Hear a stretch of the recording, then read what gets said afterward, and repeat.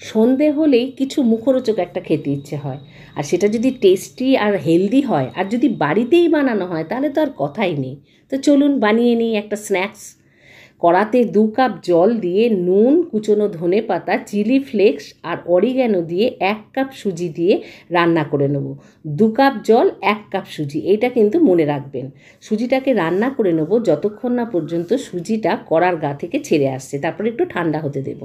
আগে থেকে সেদ্ধ করে রাখা আলুকে খোলা ছাড়িয়ে এইভাবে গ্রেট করে মেখে নেব। আপনার যেরকম সুবিধা সেরকমভাবে মেখে নিতে পারেন। তারপর 2টো চিজের কিউবকে গ্রেট করে নিচ্ছি। সুজিটা হাতে ছোঁয়া যায় অথচ গরম থাকবে, একদম ঠান্ডা হবে না। এরকম অবস্থায় আলু আর চিজের সঙ্গে মেখে নিতে হবে। তার আগে, মাখার আগে একটু হাতে সাদা তেল মাখিয়ে নেব। মাখতে গিয়ে দেখলাম যে আরেকটু চিজ দিলে ভালো হয়, তাই আর একটা চিজের কিউব গ্রেট করে দিলাম।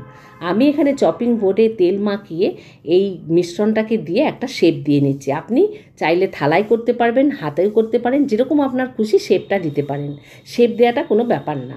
যাতে সবার খুব সুবিধা হয়, খুব সহজ হয়, তাই জন্য আমি এইভাবে বানিয়ে দেখাচ্ছি। আর এইভাবে বানিয়ে আপনি 15 দিন অবধি কোনো এয়ারটাইট কন্টেনারে রেখে দিতে পারেন। যখন খুশি এটা বাড়ি থেকে ভেজে খেতে পারেন। বাচ্চাদেরও খেতে ভালো লাগবে চিজ থাকার দরুন। টেস্ট করে নিলাম যে এটা গরম হয়েছে কিনা তেলটা, তারপরে অল্প অল্প দিয়ে 5 মিনিট ভাজলেই সোনালি রঙের ভাজা হয়ে যাবে।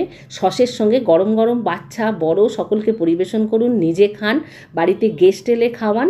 আর যদি বানিয়ে রেখে দেন এটা ফ্রিজে, তাহলে যে কোনো সময় আপনি বানিয়ে খেতে পারেন। চিজ থাকার দরুন বাচ্চারা এটা খুব ভালোবাসবে খেতে।